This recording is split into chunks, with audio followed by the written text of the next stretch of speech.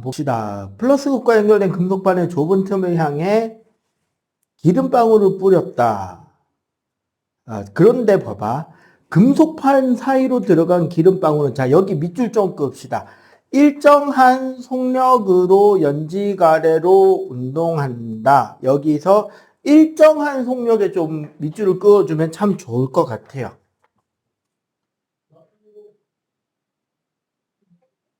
자, 10번 문제.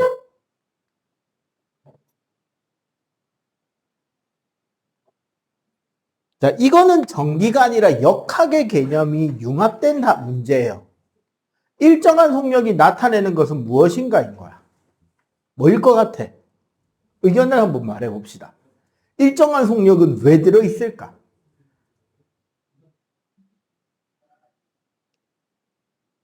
힌트, 뉴턴의 운동법칙. 1법칙. 뉴턴의 운동 제1법칙이 뭔데요?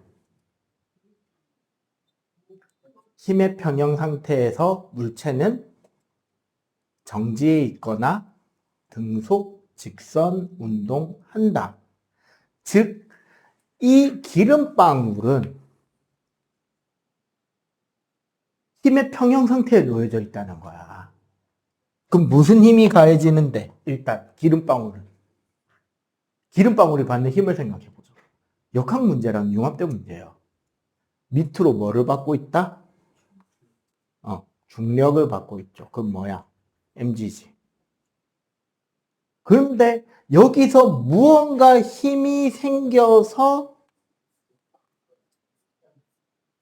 얘가 중력의 반대쪽으로 작용하고 있기 때문에 합력이 0이 되는 거잖아. 그럼 제가 받을 수 있는 힘은, 힌트, 얘가 지금 무슨 환경이다? 위에 플러스, 밑에 마이너스가 있어서 위에서 밑으로 전기장이 가해지고 있는 상황이잖아. 그러면 위로 가해지는 힘은 QE인데 이때 Q는 음수겠죠. 전하량이. 그래야지 플러스 전위 쪽으로 힘을 받고 있겠지. 그런데 얘가 받는 이 QE가, 전기력이 뭐와? 중력과 크기가 어떠하다? 같은 거예요. 방향이 반대고 크기가. 그럼 봐봐. 기름방울에 작용하는 중력의 크기와 전기력의 크기는 서로 같다. 평형이다.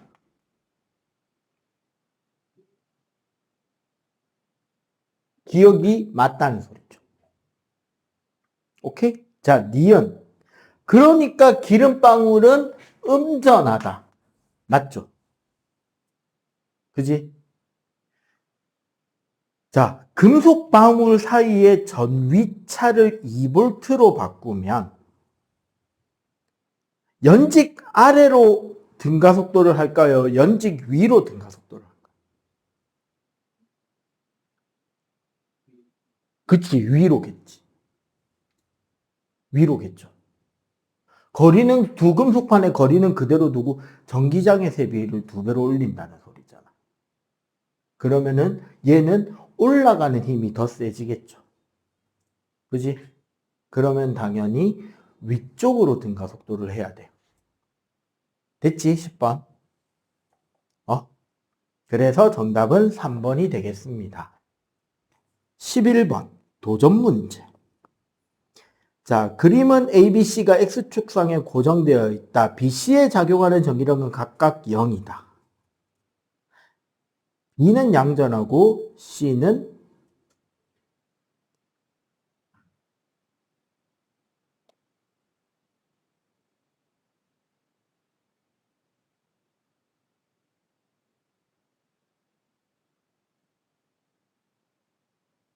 B와 C에 작용하는 전기력은 각각 0이다.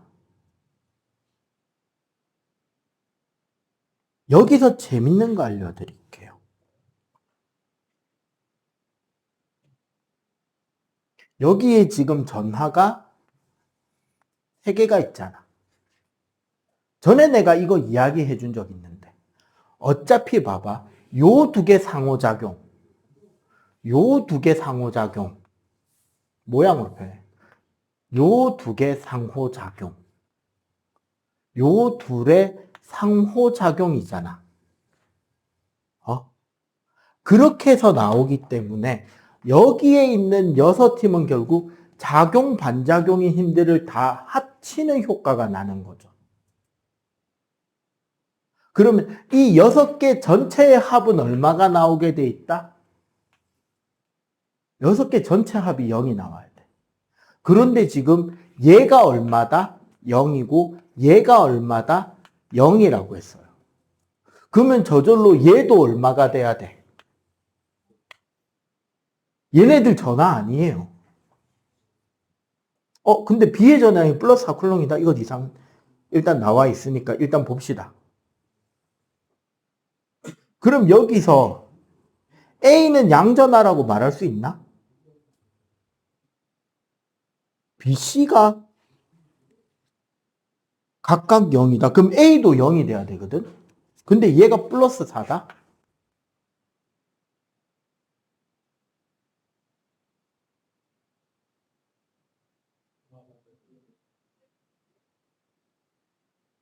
일단 확인해 봅시다.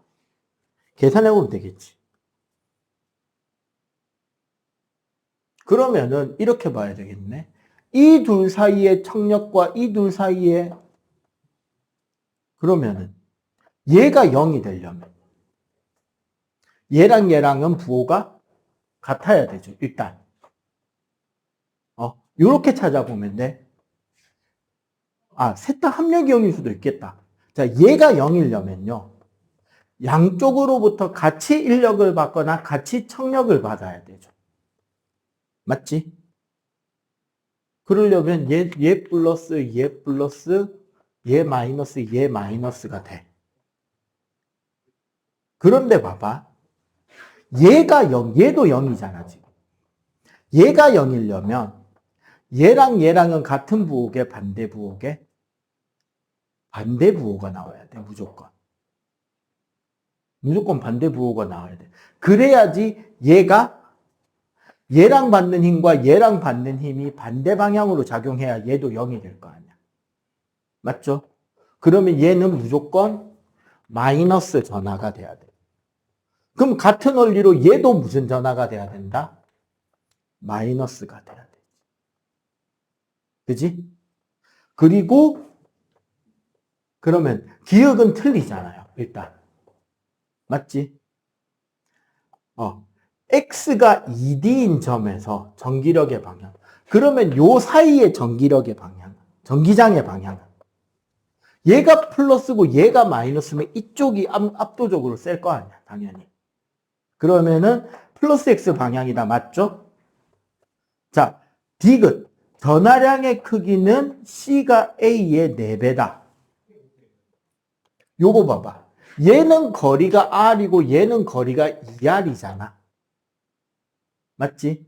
그럼 요 둘 사이의 인력과 요 둘 사이 인력이 같아야 돼요.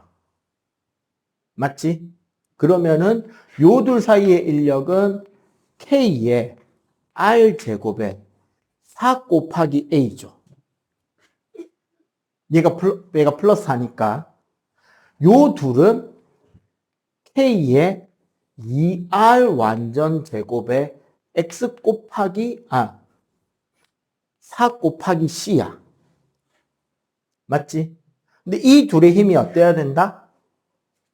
같으면 돼요. 그지? 그러면 양쪽에 K 같이 약분하고 R 같이 약분하면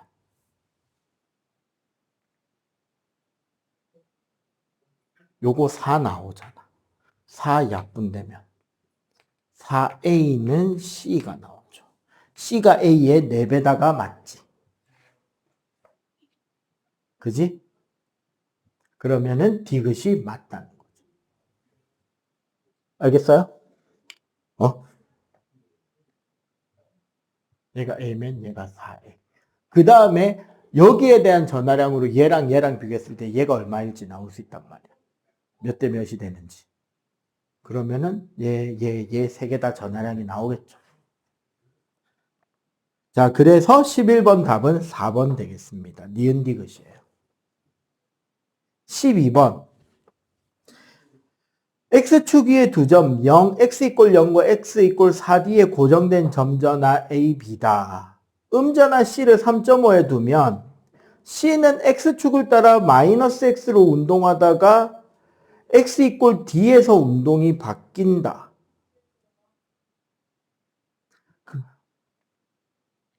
자, 요거 보세요. 여기에 A가 있고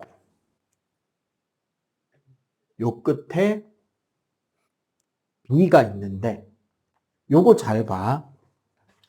음전화가 여기까지 왔다가 지금 방향을 바꿔서 이쪽으로 간다는 소리지. 그죠? 그러면 어떻게 되냐면 쉽게 말하면 얘가 여기서 가지고 있던 운동 에너지는 여기서 여기까지 가는 뭐를 하고 일을 하는 데 썼다고. 얘가 가지고 있던 운동 에너지. 여기서 여기까지의 일. 역학적 에너지 생각해도 되는 거야. 그러고 나면 얘는 힘을 받아서 일로 날아갈 거 아니야. 근데 얘가 무슨 전화였다? 음전화라는 게 중요해요. 이렇게 되려면 얘가 무슨 극을 띄어야 돼? 얘 마이너스, 얘 플러스인 거야. 그래야지 얘는 이쪽으로 이 점 전화는 이쪽으로 QE라는 전기력을 받겠지. 그지? 실제 여기에 전기장의 방향은 이쪽으로 전기장인데 음전하니까 반대로 힘을 받은 거예요. 여기까지는 이해가 되죠? 그럼 보기를 읽으면서 하나하나 판단해 봅시다. A는 양전하다 틀렸죠? 자, 전하량의 크기는 A가 B보다 크다.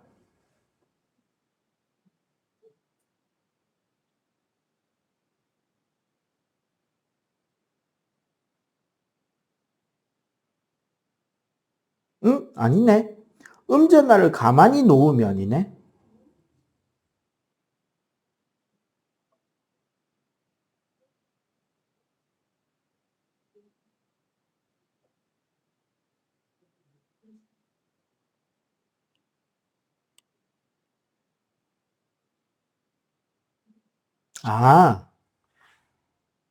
둘 다 마이너스네. 착각했다. 가만히 놨죠. 운동을 시킨 게 아니라.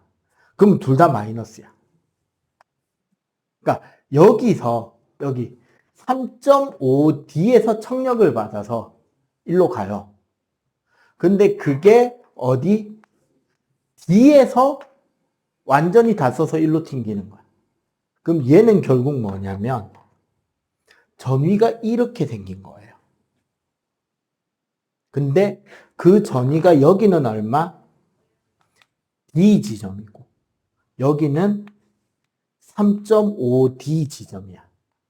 그러니까 음전하는 여기서 이렇게 왔다 갔다 하는 거예요. 그런데 중요한 건 B에서 여기까지 얼마? 0.5D죠. 이거 전기장이 있는 게 아니네. 여기는 간격 D잖아. 간격이 D 떨어져 있는 이 지점과 0.5D 떨어져 있는 이 지점의 전위가 같은 거야. 그래서 이렇게 밀려갔다가 이렇게 밀려갔다가 왔다 갔다 하고 움직이게 되는 거지. 그러면 전하량의 크기는 여기서 D 지점, 여기서 0.5D 지점의 전위가 같아야 되니까 우리 전위 값을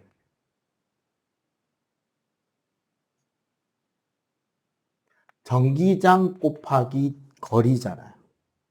그러면 결국 이게 뭐가 되냐면 K의 R분의 Q가 된단 말이야. 얘가 같다라는 거거든. 공식적으로. 그러면 Q 크기와 R 크기가 같아. 여기는 0.5D고 여기는 D야. 한마디로 A가 B보다 점위가 몇 배 크다? 2배가? 전하량이 2배 크기 때문에 요 지점과 요 지점의 전위가 어떻다? 같은 게 되는 거예요. 그래서 니은과 디귿이 다 맞습니다. 오케이?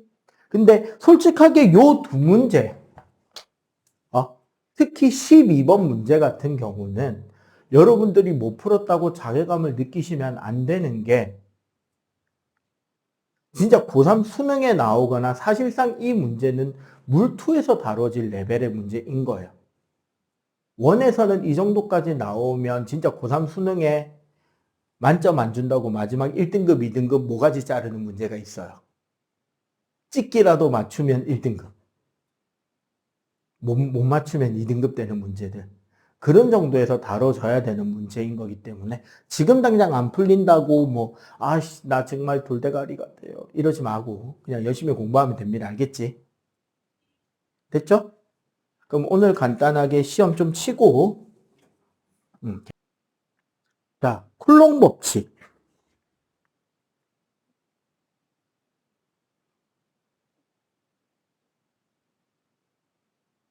QQ' 해도 되고 Q1, Q2 해도 됩니다. 두 전하 사이에 일정한 거리에 떨어져 있을 때 서로 주고받게 되는 상호작용에 대한 설명이라고 글로 풀어도 되고 공식이 적혀 있어도 돼요. 2번 전기장은 원래 단위전하당 받는 전기력 그래서 K의 R 제곱의 Q가 되겠죠. 일정한 전하로부터 일정한 거리에 떨어져 있을 때 그 위치에 대해 해당하는 그 위치에 1쿨롱짜리 단위 전하가 놓여 있을 때 받는 힘이기 때문에 요 가로 안에는 안 적어도 돼요. 예, 요런 형태로 우리가 오늘 요 테스트 문제에 되게 많이 나올 개념이 전기장이죠. 그래서 어디에서 어디로? 플러스 전위에서 마이너스 전위를 향한다. 자, 2번. 점 A에는 4쿨롱, 점 B에는 16쿨롱이 놓여져 있다.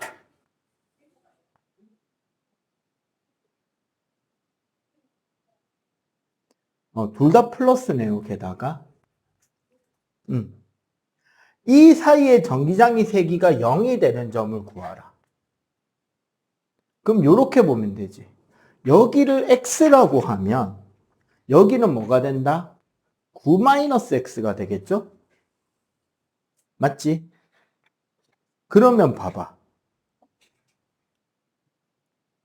K에 X제곱분의 4랑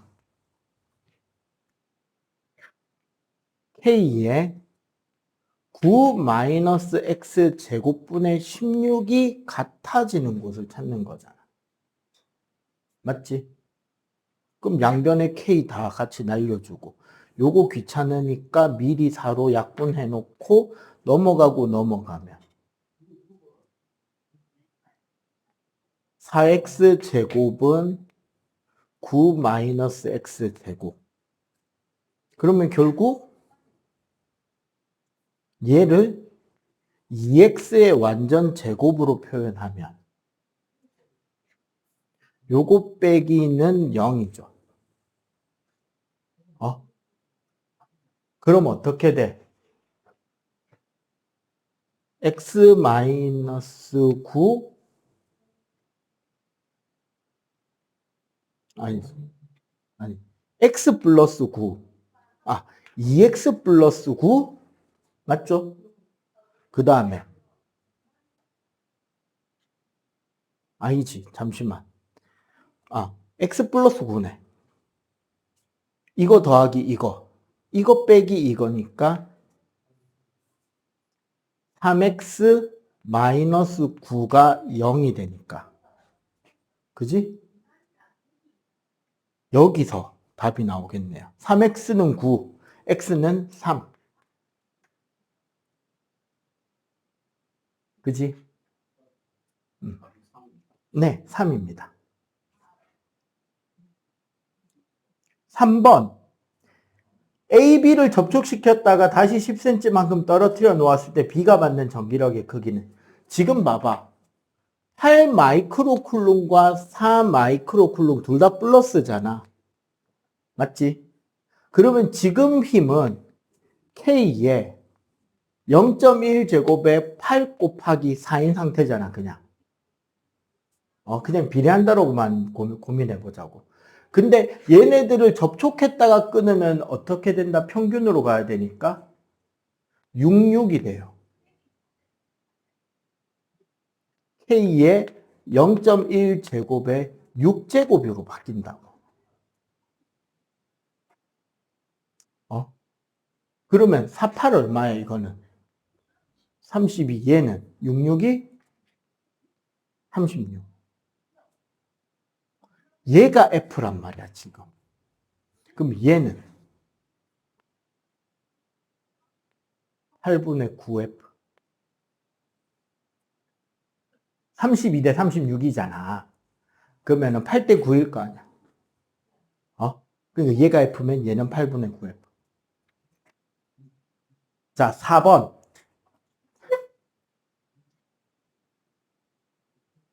지금 플러스 2Q와 마이너스 Q인 두 점전화가 마이너스 1과 1에 존재한다. ABC에서 전기장의 세기를 EA, EB, EC라고 할 때 EA 대 EB 대 EC를 구하시오. 자, A는 여기가 얼마죠? 위치가 마이너스 3, 마이너스 1, 플러스 1, B는 0, C는 플러스 3이지. 맞지? 그러면 우리 요 공식 있잖아요. 이 공식. 이 공식으로 크기만 먼저 잡는 거예요. 크기만 먼저 잡는데, 자, 얘에 의한 전기장을 잡을 거야. 그럼 여기서 여기는 거리가 얼마예요? 2지. 그러면은 4분의 2인데, 맞지? K. 어차피 비율만 구할 거기 때문에 K는 안 적어도 되겠죠. 대신에 얘는 플러스니까 A에서는 전기장 방향이 이쪽일 거 아니야. 왼쪽이니까 마이너스를 붙여주면 돼요. 그럼 마이너스 4분의 2니까 마이너스 2분의 1이 되겠지. 여기는 거리는 1의 전하량이 2잖아. 그럼 얘는 이쪽 방향으로 힘을 받을 거 아니야. 그럼 얼마? 플러스 2가 되겠지. 여기는 거리가 얼마예요, 이제 여기서? 1, 2, 3, 4잖아. 그러니까 4제곱분의 16분의 2. 그러니까 8분의 1인데 플러스죠. 맞지? 자, 그 다음에 얘가 가지는 얘는 결국 뭐다? 마이너스니까 요쪽과 요쪽이 될 거 아니야. 그럼 여기는 플러스 1이네요. 맞지? 여기는 거리가 2네. 그럼 어떻게? 4분의 1인데 마이너스죠. 맞지? 여기는 거리가 5잖아. 근데 플러스 25분의 1이 돼요. 맞지? 거리가 플러스, 아니, 4네? 16분의 네? 플러스 16분의 1이 되지. 그지? 그러면 얘는 얼마 합성이? 3. 얘는 마이너스 16분의 7. 얘는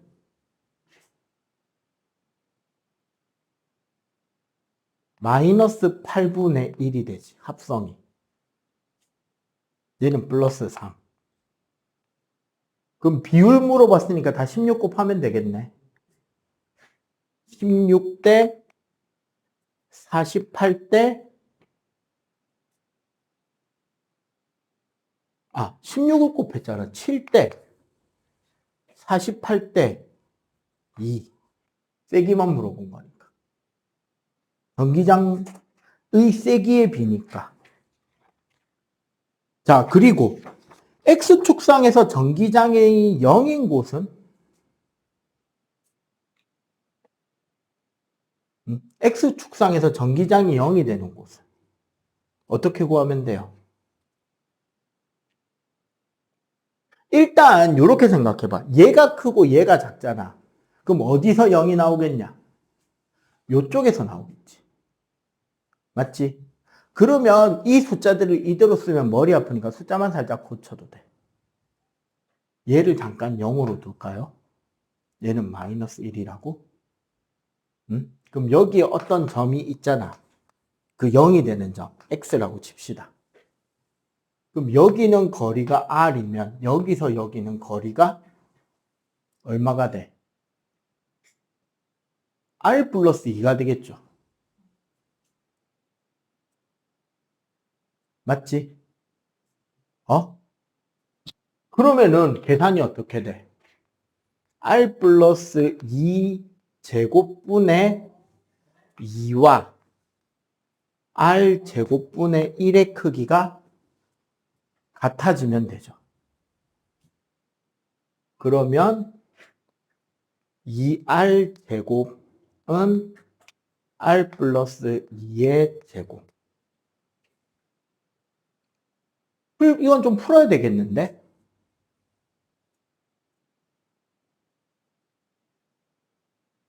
풀면은 2r 제곱, 요거 풀면 r 제곱 플러스 4r 플러스 4 마이너스니까 이거 마이너스 이거 마이너스는 0.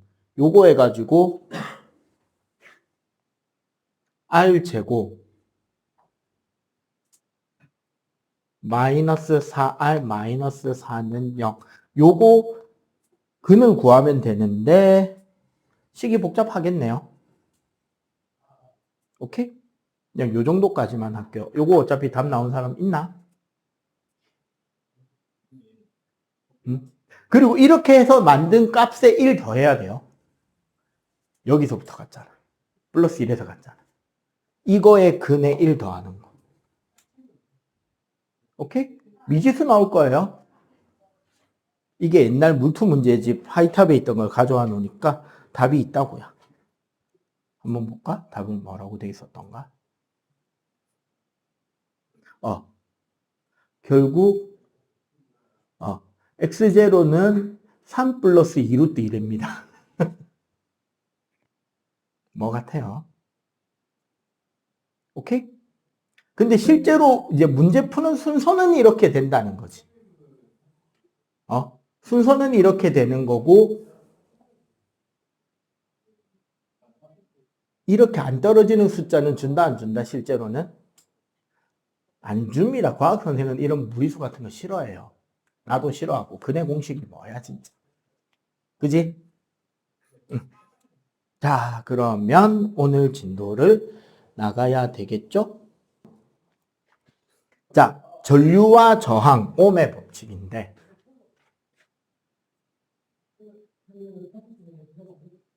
전류는 기호 I, 단위는 대문자 A를 쓰고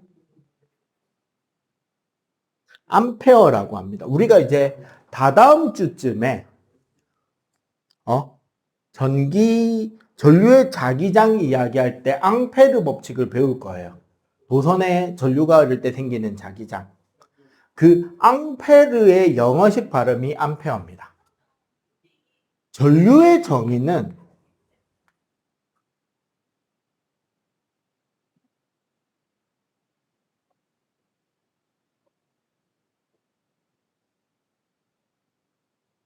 도선의 어떤 한 장소, 한 위치를 통과하는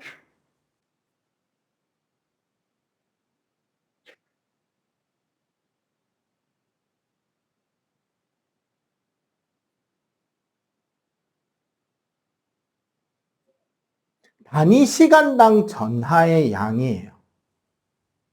이 정의 자체를 그대로 공식으로 적으면 뭐가 된다? 전류라는 것은 시간당 통과하는 전하량.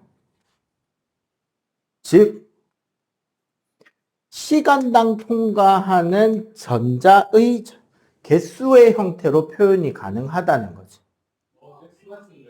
그렇게 되고 우리는 이걸 토대로 1A라는 정의는 1초 동안에 1쿨롱이라고 하는 전하량이 지나가는 겁니다.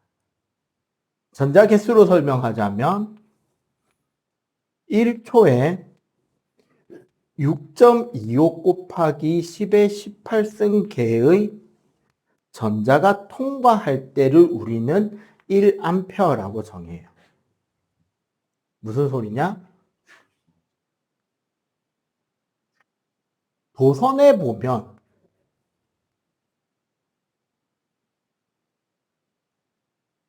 사실 금속은 우리가 원자 상태로 돼 있다고 다들 설명을 하지만 정확하게 말하면 양이온 상태.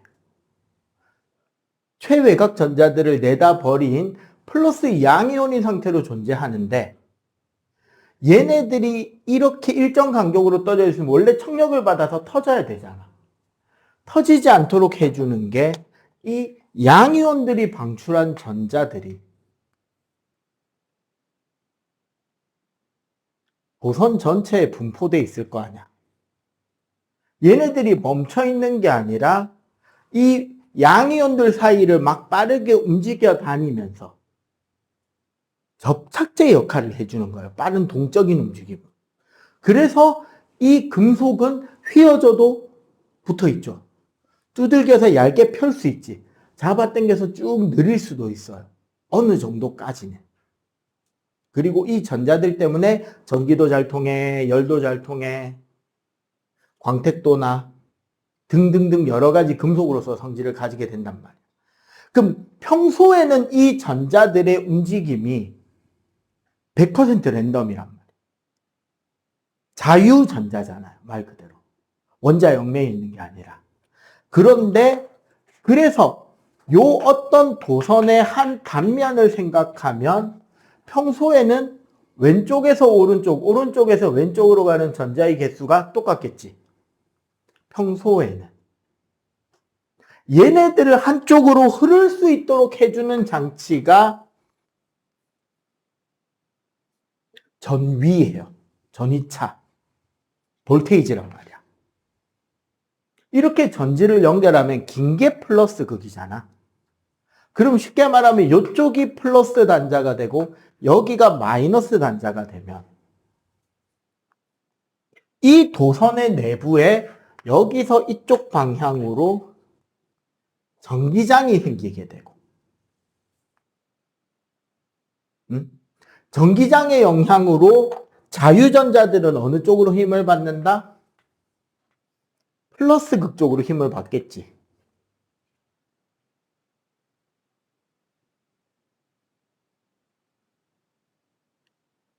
양이온들은 마이너스 극 쪽으로 힘을 받지만 우리 원자와 전자의 질량값을 비교해 보면 양성자 하나랑 전자 하나만 해도 1800배가 넘게 차이 나요.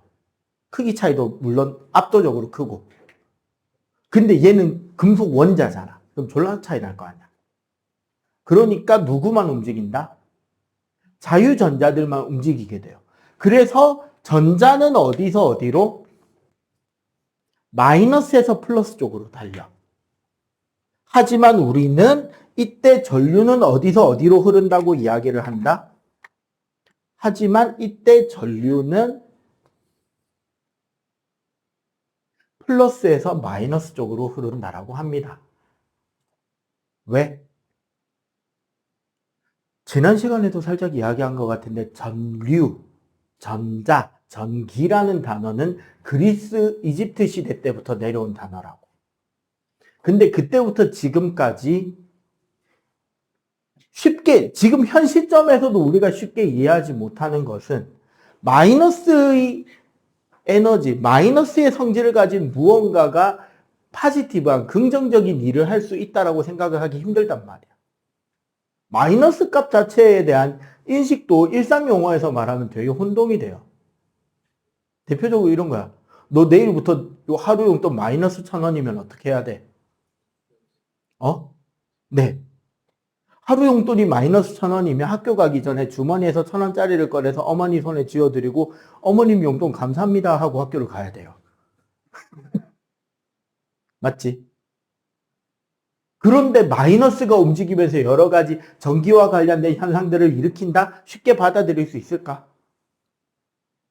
그래서 옛날에서부터 전기는 당연히 플러스, 포지티브한 양전하가 움직이는 거라고 생각했단 말이야. 근데 거의 1800년대 말 1900년대 들어와서야 과학기술이 발전하면서 실제로 움직이는 게 전자라는 게 알려져요. 자, 지금부터 전기책 다 뜯어 고칠까? 몇천 년 동안 내려온 지식의 보고를. 그러니까 그냥 마지막 줄에 사실 전자는 마이너스에서 플러스로 흐른다 한 줄만 더 넣은 거야. 다 뜯어 고치기 귀찮으니까. 왜?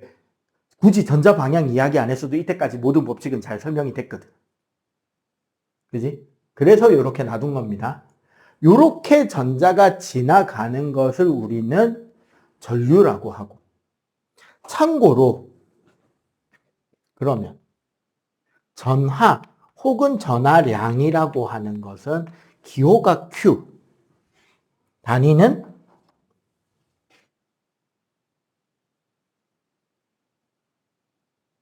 쿨롱입니다. 쿨롱이 어떤 사람이게? 쿨롱.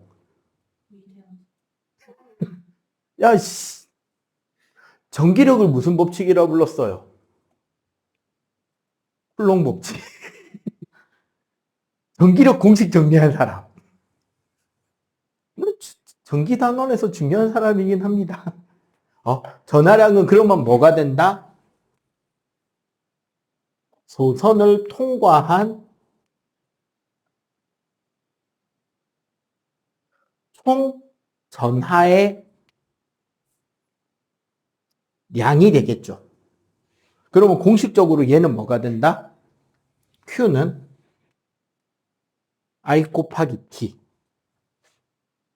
그러니까 얘가 1쿨롱이라고. 옛날에는 이거 외우는 거 많이 시켰어요. 요즘은 계산 문제를 덜 내니까. 물투가면 이거 숫자 외워서 풀게 될 일이 있을지 모르겠는데 일단 지금으로선 저거 외울 필요 없으면 문제에 다 주게 돼 있어요.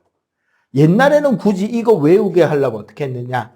1쿨롱은 1암페어 세컨드라서 6.25 곱하기 10의 18승계의 전자잖아.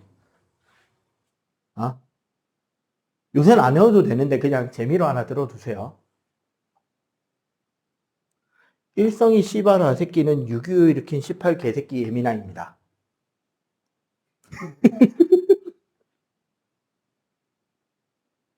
내가 너희들 나이 때 내가 들었을 때의 반응과 똑같은 반응을 난 20년째 보고 있습니다.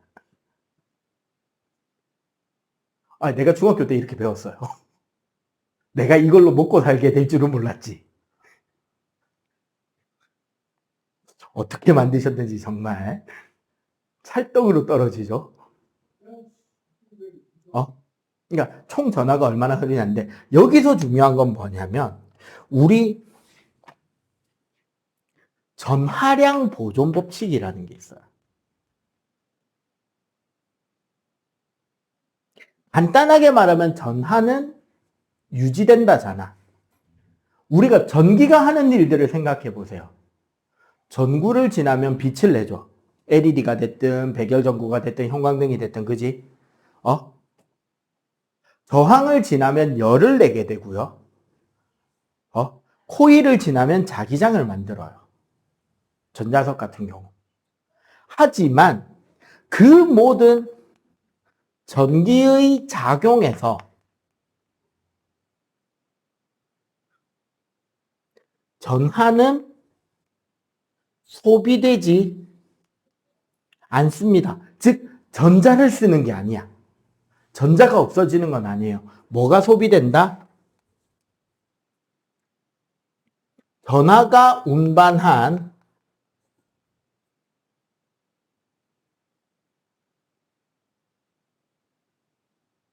우리 지난 시간에 배웠죠. V는 Q분의 W. 전위. 단위 전하가 가지는 전기적 위치 에너지. 그 전위, 다른 말로 전위차, 이게 뭐냐면 전압이거든. 이 전압을 쓴다는 거야. 전기적 위치 에너지를 쓰는 거지. 전하들이 운반해주는 에너지를 쓰는 거지 전자가 소비되는 것은 아니야. 그럼 어떻게 되느냐? 이런 거야. 예를 들어 이렇게 저항이 있다고 쳐요. 이건 두 개까지 설명할 거리도 아니지. 하나만 꺼도 되지. 그럼 봐봐. 이런 회로에 저항에 10쿨롱의 전자가 들어갔다면 나오는 것도 몇 쿨롱이어야 된다? 이 저항을 통과하고 나온 전하의 양도 몇 쿨롱이어야 돼?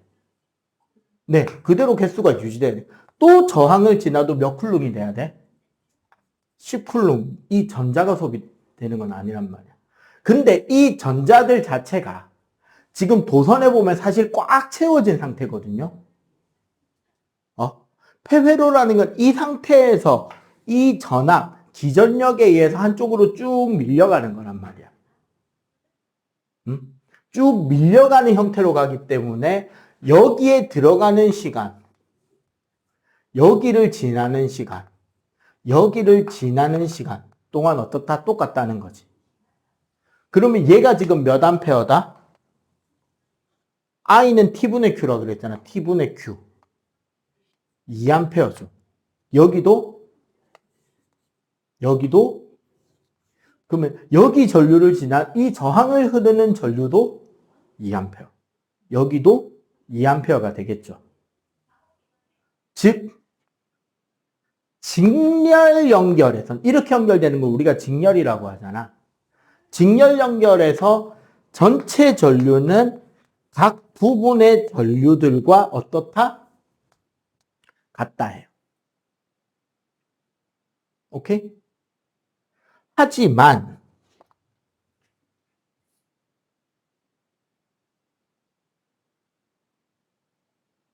이렇게 연결되는 걸 우리는 병렬 연결이라 그래. 병렬 연결에선 봐봐. 여기에 들어간 게 10쿨롱인데 위아래 병렬 회로의 저항값이 달라서요. 예를 들어서 위쪽을 6쿨롱이 지나갔다면 아래쪽에는 몇 쿨롱이 지나가야 되지?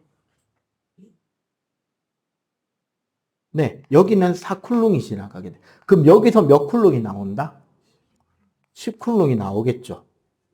이게 똑같이 예를 들어 똑같이 5초 동안 지나간 거라면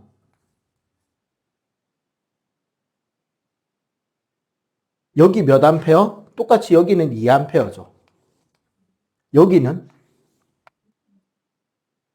5분의 6이니까 그치 1.2암페어가 되고 여기는 그치 0.8암페어가 되고 여긴 다시 2암페어가 되잖아. 이렇게 되는 연결을 우리가 병렬 연결이라 그러는데 병렬 연결에서 전체 전류는 각 부분 전류의 합으로 설명이 된다라는 거예요. 오케이? 요거는 여러분들 중등 때도 이거 똑같이 설명하거든 나는. 그리고 중등이랑 물리학 원에서 큰 개념 차이는 없어요. 그러니까 똑같이 공부하면 돼. 자 일단 요거 필기. 시험 대비한다 2학기 거 미리 중등 거 복습한다 미리 예습한다 치고 같이 공부를 해갑시다. 자 전압.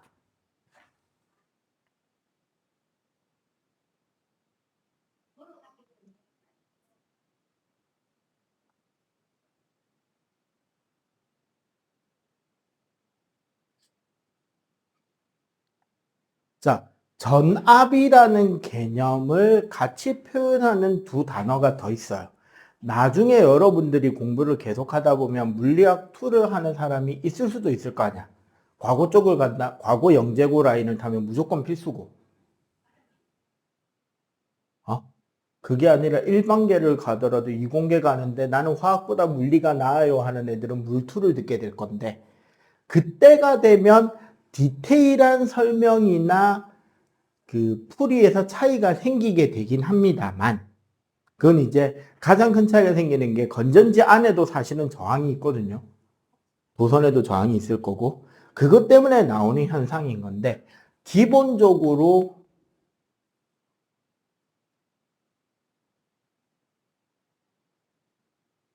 전위차, 요거는 우리가 아까 말했듯이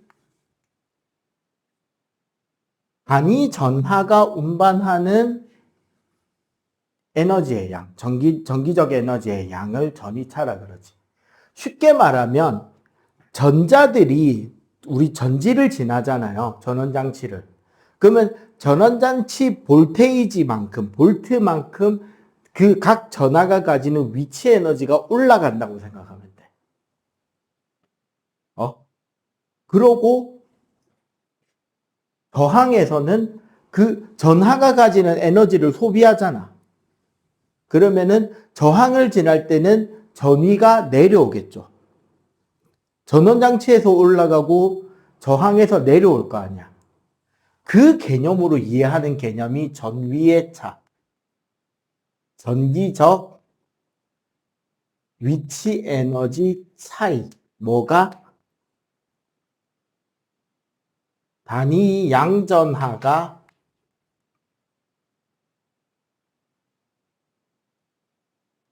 운반하게 되는 전기적 위치 에너지 차이가 된다는 거지. 도선의 각 위치에서. 기전력이란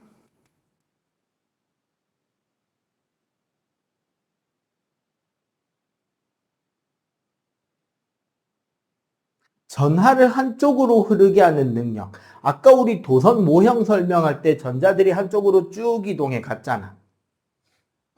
그거 생각하면 되지. 그걸 그렇게 전자들을 한쪽으로 이동시켜주게 밀어주는 힘이 바로 이 기전력. 이 둘을 합친 개념이 바로 뭐다?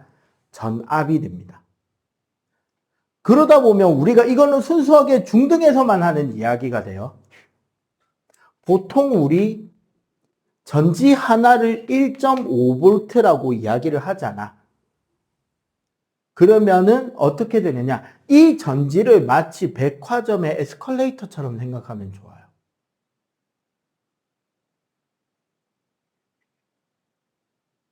연속으로 2번 탔어. 한 번 타고 2번 탔어. 그러면 총 몇 볼트가 올라갈까요?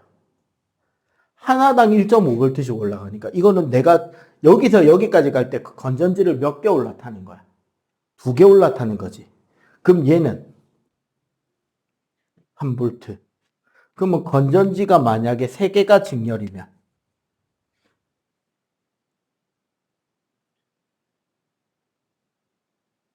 맞지? 그럼 장난으로 이건 잘 안 내는데 나중에 물투가면 나올 수 있거든. 건전지 하나 반대로 꽂으면 몇 볼트게? 3개를 직렬로 연결하고 네 번째 거를 건전지를 실수로 반대로 꽂았어. 그럼 몇 볼트 차이 나게? 네, 3볼트죠. 여기서 마이너스 1.5고 여기서 플러스 4.5니까 합치면 몇 볼트? 3볼트. 그러니까 쉽게 말하면 하나 내려갔다가 3개 올라간 거잖아.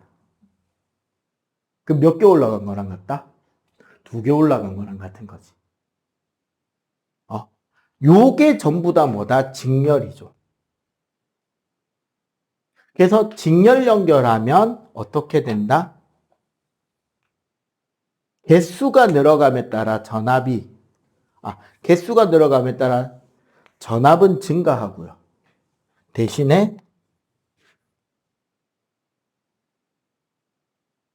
수명은 한 개일 때랑 똑같다. 대신에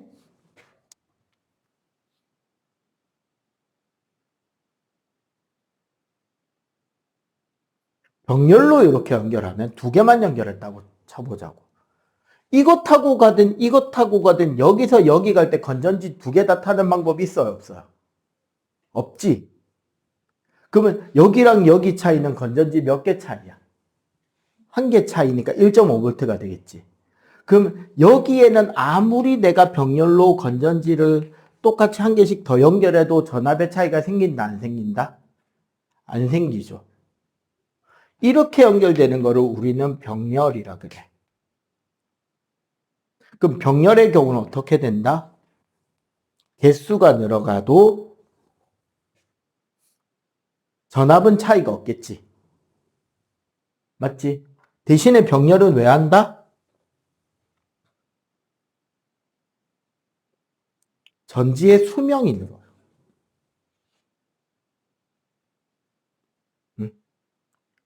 그렇다면 비상용 전자제품들은 직렬 연결을 해둬야 된다, 병렬 연결을 해둬야 된다. 병렬 연결이 유리한 거지. 특히 뭐가 있을까요? 헤드랜턴. 여기요. 탄광이나 광산에 일하시는 분들. 매몰 사고 같은 거 생겼을 때, 전기가 끊어졌을 때, 마지막으로 여기 켜놓을 수 있는 비상용 랜턴, 이런 거는 병렬 연결이 중요하겠지. 왜? 얼마나 밝은지가 필요한 게 아니지. 내가 구조될 때까지 켜져 있을 수 있느냐가 중요한 거잖아. 그럼 병렬 연결하겠죠. 큰 힘을 내줘야 될 때는 직렬 연결하겠죠. 그러면 전기차 배터리는 어떻게 돼 있게? 둘 다예요. 직렬 연결을 잔뜩 해놓은 거를 병렬로 쫙 깔아놓은 거야. 그래야지 뭐가 된다? 전압도 세고 수명도 길고 할 수 있겠죠. 그럼 그렇게 하면 좋은데 왜 안 할까요? 비싸. 그냥 그런 거예요. 알겠지? 이 이야기를 좀 해둬야. 그러면 여기까지를 정리하면 봐봐. 이쪽에다 정리할게요. 직렬과 병렬에서 전류는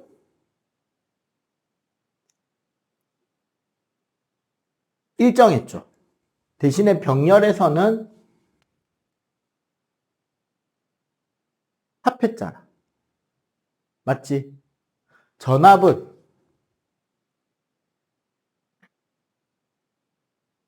직렬에서는 전압을 각 부분을 합하는 겁니다. 병렬에서는 다 일정하게 돼요. 오케이? 전압은 뭐 별거 없으니까 지금 간단하게 바로 필기하세요. 하고 바로 저항 들어가게. 자, 저항입니다.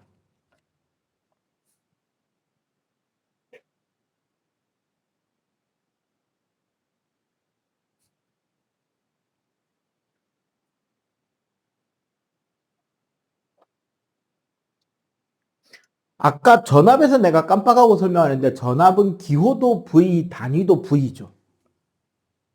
단위는 우리가 볼트라고 하는데 그거는 볼타라고 하는 화학전지의 개념을 처음 만들고 실용전지를 처음 만들어낸 과학자 이름입니다. 황산을 전해질로 해가지고 아연 극판하고 구리 극판을 쓰면 그 산화환원 반응을 통해서 만들어지는 전위의 차이가 생겨요. 그래서 아연은 이온으로 녹아나가면서 전자를 내보내고 구리는 그 표면의 수소기체가 수소이온이 전자를 받으면서 기체로 발생해 날아간단 말이에요. 그걸 통해서 전류를 흐르게 하는 게 볼타전지예요. 이거 응용판이 보통 광고에 나오는 그거잖아. 자몽에 금속 2개 꽂아놓고 꼬마전구 연결하면 불 켜지는 거. 실험하면 죽어라 안 켜집니다. 안 켜지는 게 당연하고요. 왜냐면 그게 은근히 그렇게 이동이 자유롭진 않다. 아무리 자몽 같은 과일이라도. 자, 저항 R. 기호는 오메가고요. O입니다. 전에도 이야기를 지나가면서 했는데 물리학적 단위에 대문자가 들어가면 사람 이름이에요.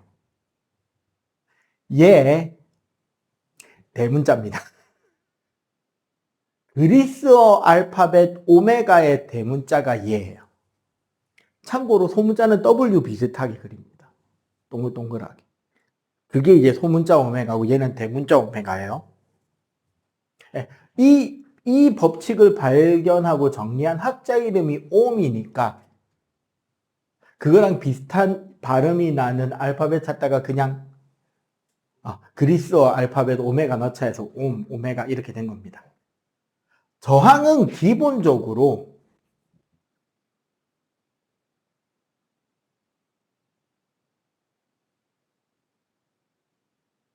전하의 흐름을 방해하는 요소입니다. 그래서 어떻게 식으로 표현된다? 전류는 저항에 반비례해요. 근데 어떻게 방해하느냐? 아까 우리 봐봐. 결국 전류가 흐른다는 건 양이온들 사이에서 자유전자가 마이너스에서 플러스극 쪽으로 이동해 가야 되는 거잖아. 이게 전류잖아요, 지금. 근데 문제가 뭐냐면 우리 입자의 고유 운동, 우리 연력학 할 때 내부 에너지 개념을 배웠잖아요. 얘도 금속이니까 고체지만 내부 운동을 한다 안 한다? 입자의 내부 진동을 하고 있단 말이야. 자신의 온도에 해당하는 내부 진동을 하고 있어요. 쉽게 말해서 이 원자들이 막 이렇게 떨리고 있다고, 각자. 막 진동 때문에.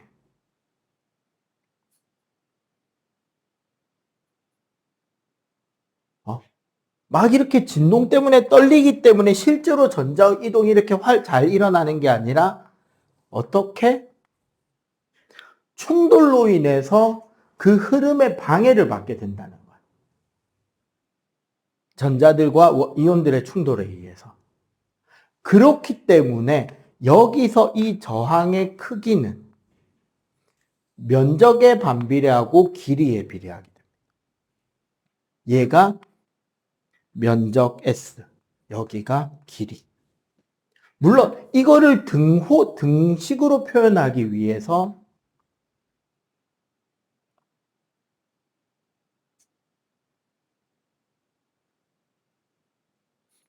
비저항이라고 하는 물질의 고유한 특성값을 가지게도 돼요. 왜?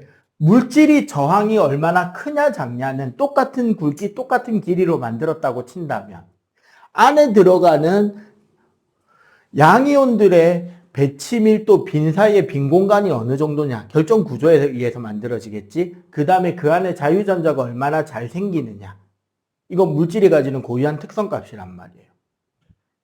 그런 것들마다 물질마다 저항이 크다 작다를 결정하는 게 비저항이에요. 여러분들 책 저기 29쪽 오른쪽 위에 보면 그 물질마다 가지는 비저항 값들이 나타나 있습니다. 보통 얘네들이 10의 마이너스 4승 이하는 도체, 10의 8승 이상은 부도체로 분류해요. 그리고 그 사이에 끼는 애들, 걔네들을 우리는 반도체라고 하는 거지. 응? 자, 그러면 요거 중등 때 시험은 어떻게 나오느냐? 이 비저항 값만 가지고 내는 중등 문제. 저항이 큰 것은 작은 것은 면적이 얼마, 길이가 얼마인 저항을 R이라고 할 때 면적이 얼마, 길이가 얼마가 되면 몇 R이냐?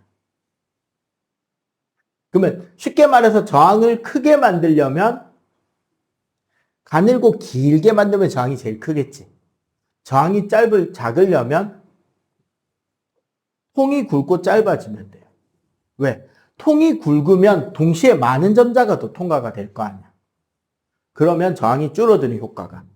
통이 길면 빠져나오는데 그만큼 힘드니까 저항이 커지는 효과가 나겠지. 그리고 사실 이 과정에서 뭐 때문에 충돌한다 그랬잖아. 그래서 저항의 두 번째 역할은 전기 에너지가 도선의 내부 에너지로 전환됩니다. 즉 열작용이 있단 말이에요.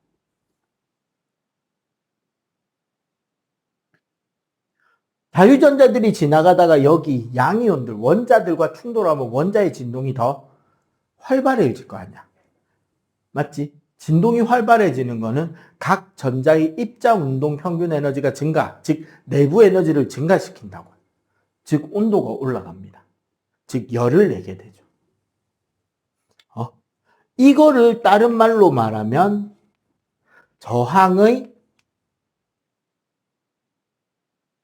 전압 강하라고 합니다.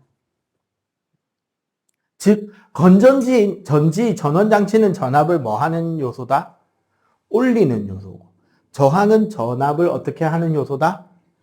낮추는 요소라는 거지.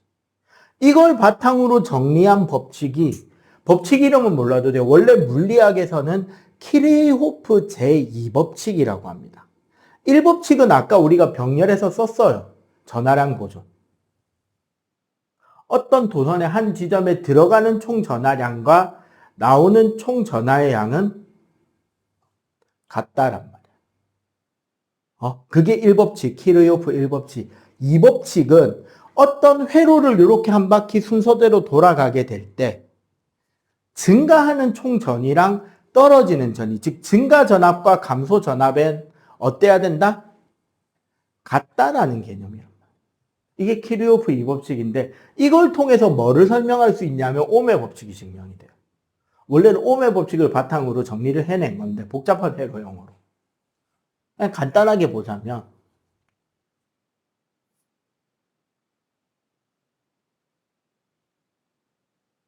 자, 요 지점의 전위를 V0라고 해볼게요. 얼마일지 모르니까. 건전지가 있으니까 전위가 V만큼 플러스 되겠지. 여기 저항이 지금 R이고 이 회로에 흐르는 전류가 I일 때 그러면 이 저항에도 얼마가 지나갈 거다? I라는 전류가 지나갈 거 아니야. 맞죠? 그러면 여기서 생기는 전압 강하는 마이너스 I 곱하기 R이 돼.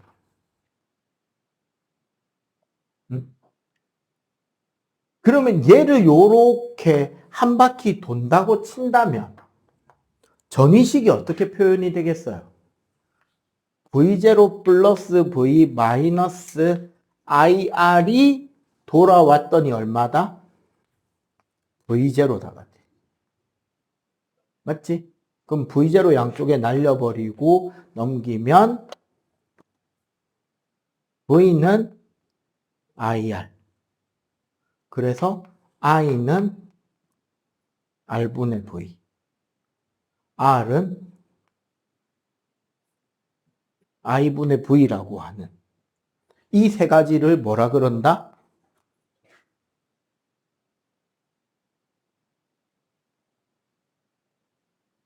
ohm의 법칙이라고 합니다. 오케이?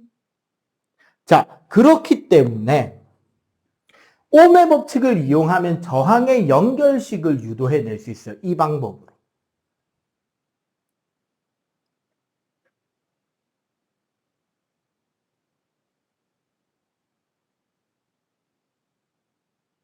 여기가 V지? 여기에 올라가는 전류가 I, 여기가 R1, 여기가 R2라면 어차피 여기도 I가 지나가고 여기도 어차피 I가 지나갈 거 아니야. 맞지? 그러면 어떻게 된다? V는 IR1 더하기 IR2가 될 거 아니야. 맞지? 근데 V는 뭐다? 이게 I 전체 저항이 되겠지. V는 IR이니까. 자, 요 식에서 I를 착착착 약분해 버리고 나면 어떻게 된다?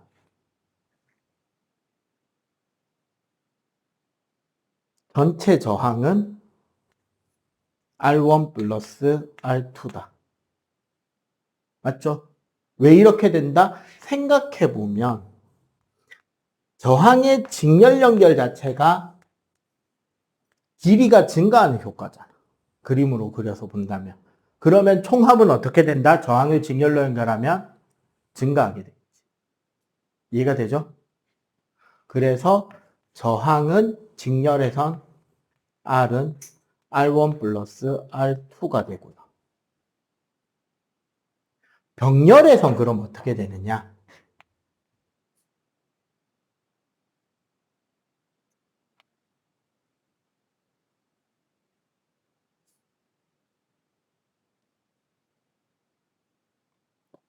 그럼 여기 올라가는 게 I일 때 여기는 I1, 여기는 I2일 거 아니야. 맞지? 그러면 기본적으로 어떤 식이 성립하죠?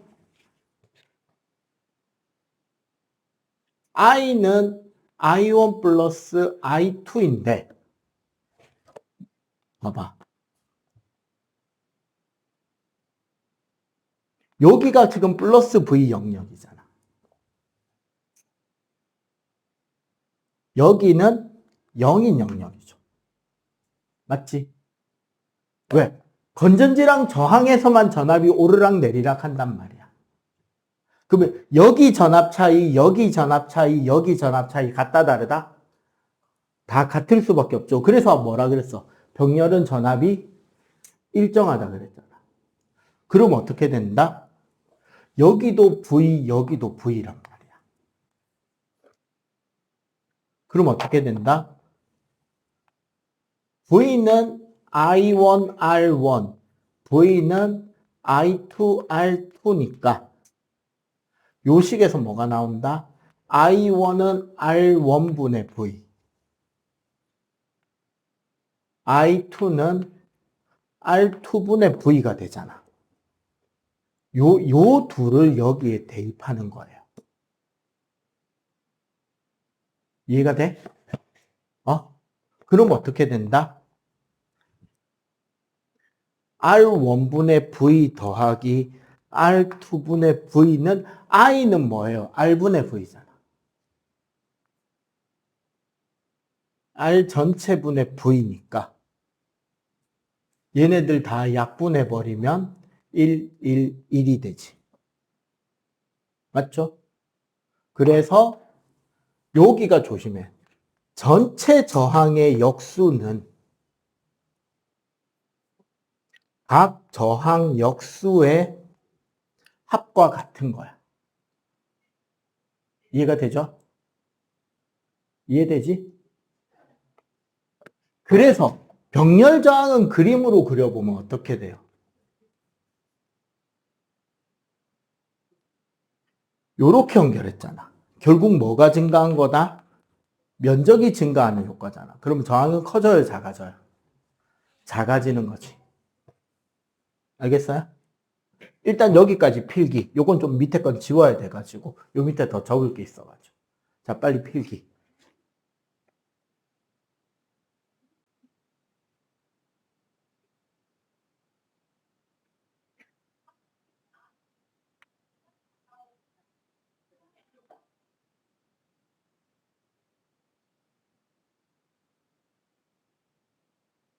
자, 소비전력과 회로의 분석입니다. 실제로 회로에서 계산하는 방법 자체를 연습하는 과정에서 소비전력도 같이 계산할 수 있거든요. 원래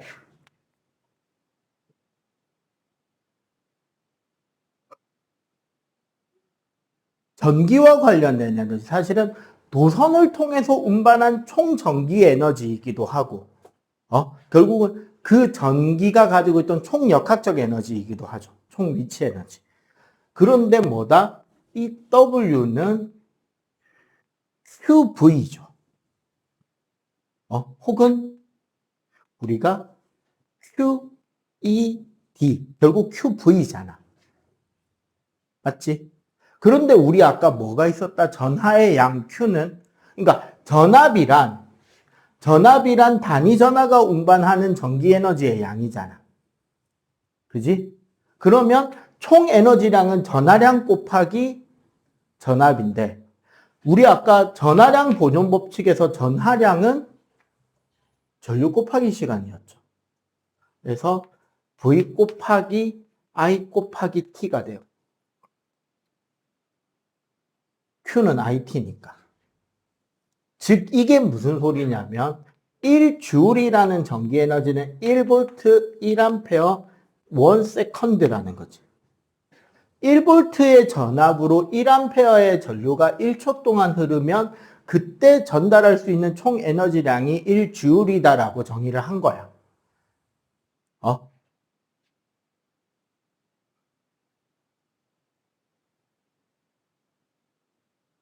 소비 전력 P. 얘는 정의가 뭐냐면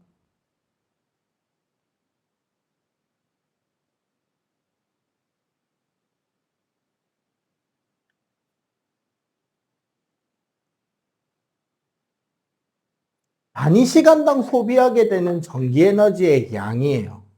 얘는 단위가 뭐가 되냐면 와트가 됩니다. 조심해야 돼요. 얘는 단위가 줄이지. 그러면 이 개념 자체를 그대로 공식으로 적으면 뭐가 되냐? P는 T분의 W잖아. 맞죠? 전압 곱하기 전류고, 그래서 전류 제곱 R이기도 하고, R분의 V 제곱이기도 하죠. 근데 보통 이거는 언제 쓰냐? I가 일정할 때 쓰는 식이에요.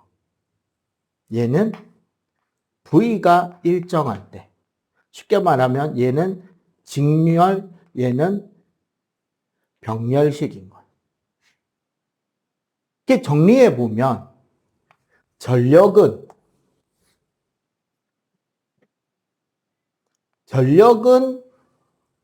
직류에서는 전압이 결정하지. 맞지? 그래서 뭐의 비와 같냐면 저항비와 같아요. 좀 이따 계산해서 보여줄게요.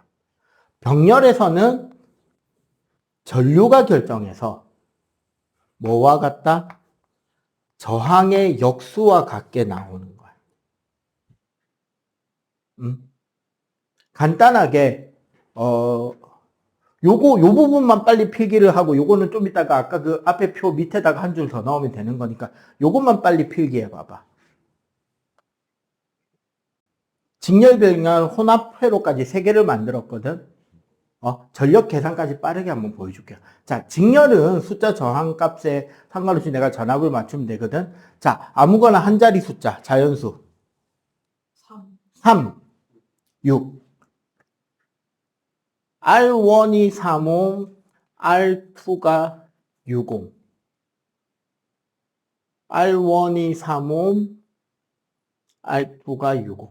원래 병렬에서 쓸 수 있는 저항비는 3대 6 아니면 같은 거 2가지밖에 못 씁니다. 그래야 나눠 떨어지거든. 마침 3, 6을 해주길래 내가 둘 다 그냥 같은 저항을 썼어요. 그러면 전압은 둘 다 18V로 한번 줘볼게. 원래 어떤 식으로 푸냐면 조금 시간 오버돼도 이해해줘요. 아마 특별히 오버되진 않을 거야.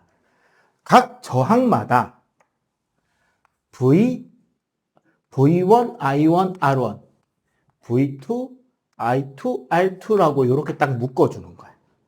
그리고 여기에는 뭐 V, I, R이라고 회로 전체 값을 적는 거예요.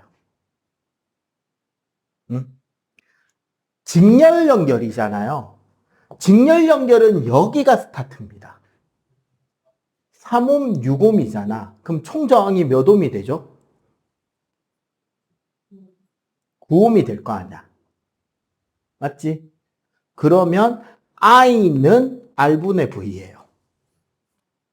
몇 암페어? 바로 보이잖아. 2암페어지. 직렬은 전류가 일정했죠? 그러면 여기도 몇 암페어? 여기도 2암페어가 되지.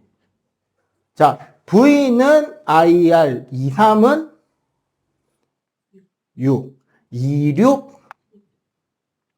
자, 2개 더해서 18V 맞잖아.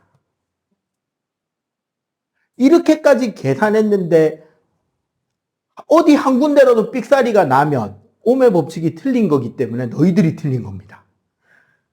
알겠지? 검산할 거리가 없어요. 요거 다 맞고 요거 다 맞고 요거 다 맞잖아. 그러면 여기서 소비 전력은 네, 그냥 곱하면 돼요. 2료 12와트 12 곱하기 2 24와트. 자, 저항이 몇 대면 1대 2잖아. 소비 전력 몇 대면 1대 2.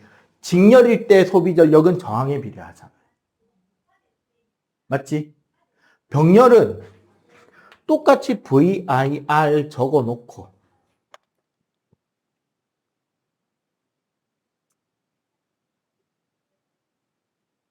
병렬은 어차피 여기가 스타트예요. 병렬은 전압이 똑같다 그랬잖아.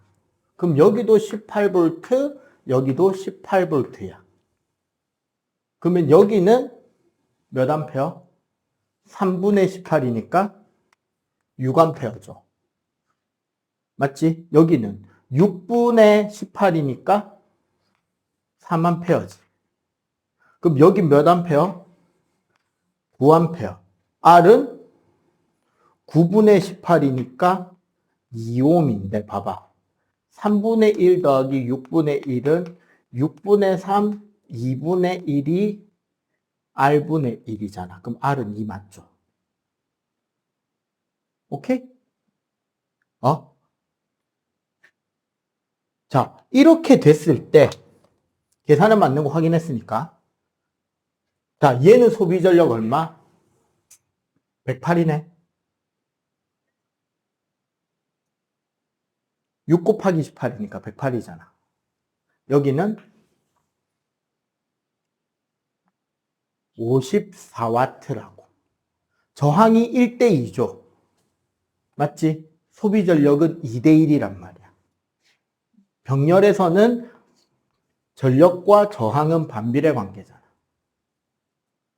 복합식은 조금 달라지는데 이거는 내가 옛날에 중등 아이들 회로 계산 많이 시킬 때 일종의 퍼포먼스로 보여주던 문제거든요. 요거 5옴, 얘가 3옴, 얘가 6옴인데 얘가 몇 볼트인지 몰라. 근데 여기에 1암페어가 흐른다면 얘가 몇 볼트인지도 계산이 돼요. 어떻게 하느냐? 봐봐. 여기 몇 볼트야? 6옴에 1암페어니까 6볼트죠. 그럼 여기도 몇 볼트가 걸려야 돼? 6볼트지. 그럼 여기 몇 암페어가 흐를까? 2암페어죠. 맞지? 봐봐. 저항비랑 전류비 반비례잖아. 근데 여기 2암페어, 여기 1암페어야. 그럼 여기 몇 암페어 흘러야 돼? 3암페어죠. 그러면 여기가 몇 볼트? 그러니까 여기서 여기까지 15볼트, 여기서 여기까지가 6볼트야. 얘는 21볼트. 저항은 얼마? 3암페어. 전류는 3암페어지. 여기가 전체 전류니까. 그러면 저항은 7옴이면 되지. 아까 여기 봐봐. 3옴, 6옴 병렬 저항 얼마였어? 2옴. 여기가 2옴, 여기가 5옴이니까 7옴 맞잖아. 그럼 이렇게 됐을 때 얘는 몇 와트? 얘는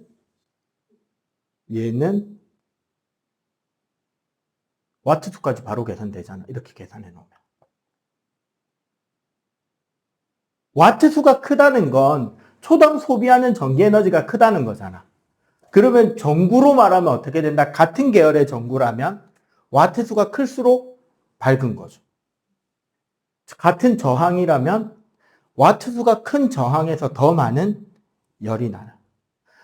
요 뒤에 보면 가정 우리 집에 대한 이야기가 나오는데 집에 있는 모든 전자제품은 병렬입니다. 딱 5분만 더 할게요.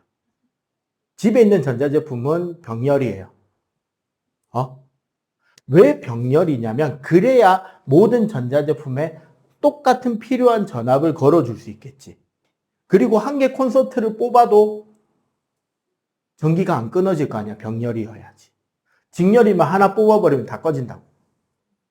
맞지? 그리고 여기서 한 가지 우리가 집에 있는 거에만 들어가는, 요거는 너희들 지금 안 풀어도 되거든, 이 정도까지는. 집에 있는 전자제품에 보면 이런 말이 있어요. 전격 전압 소비 전력이라는 개념이 있어. 전격 전압이라는 건 이 전자제품은 몇 볼트에 꽂아주세요라는 소리야. 우리나라는 220볼트인데 그냥 200볼트라고 할게요. 그때 그 전자제품의 소비 전력 800W라고 칩시다. 그럼 이건 무슨 소리다? 이 전자제품은 200볼트에 꽂으면 800W의 출력을 내는 제품인 거죠. 그러면 요 두 개에서 몇 암페어인지가 계산이 나와요. 얘가 P고 얘가 V잖아. 그럼 얘는 4암페어죠.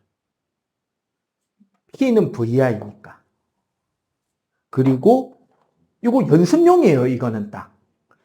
요거 두 개에서 저항이 얼만지가 나와요. 몇 옴? V는 IR. V는 IR.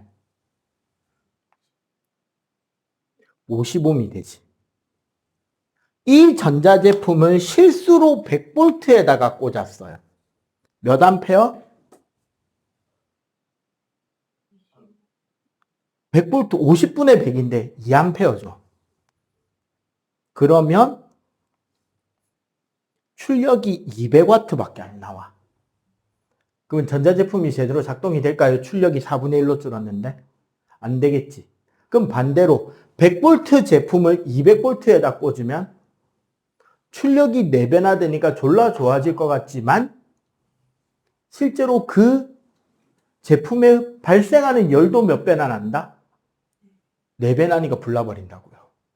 그래서 안전장치로 퓨즈가 끊어지거나 하는 거지. 여러분들 집에 유전 차단기 떨어지는 케이스는 아까 말했잖아요. 여러분들 집에 전자제품 병렬이라고요. 그러면 전자제품을 많이 꽂으면 많이 꽂을수록, 자, 이거 안 헷갈려야 돼. 전자제품을 많이 꽂으면 여러분들 집의 총 저항은 커진다, 작아진다?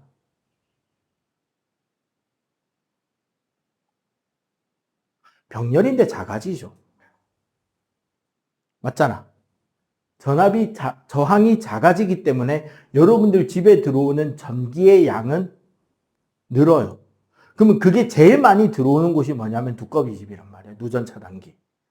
그래서 전기가 허용된 양보다 많이 흘러갈 땐 그 부분에 도선에 열이 나니까 바이메탈이 휘어져가지고 스위치 꺼버린다고. 이렇게 안전을 장치하고, 옛날에는 퓨즈라고 녹아서 끊어지게 만들었어요. 알겠지? 여기까지입니다.